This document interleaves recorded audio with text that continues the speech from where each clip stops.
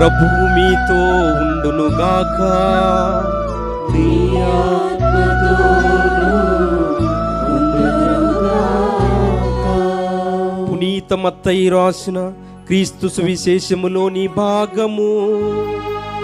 ప్రభువా నీకు మహిమ కలుగునుగాక.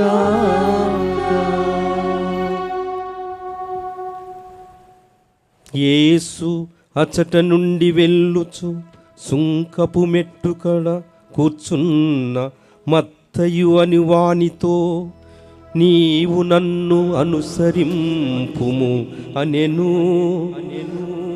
అతడు అట్లే లేచి ఆయనను అనుసరించెను.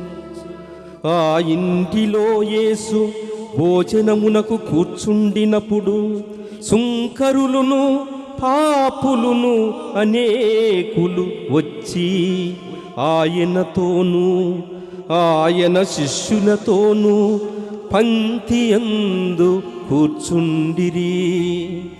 అది చూచిన పరిసయ్యులు, మీ బోధకుడు ఇట్లు సుంకరులతో పాపులతో కలసి భుజించుచున్నాడేమి అని ఆయన శిష్యులను ప్రశ్నించిరి.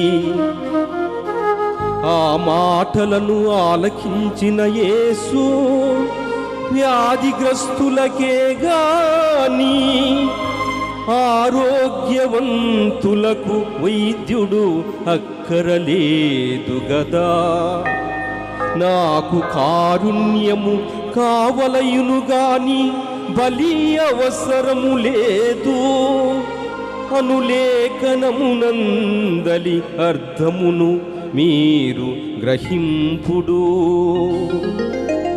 నేను పాపులను పిలువవచ్చి తిని కాని నీతిమంతులను పిలచుటకు రాలేదు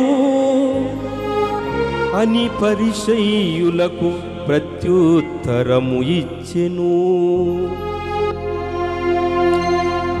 ఇది క్రీస్తు సువిశేషము.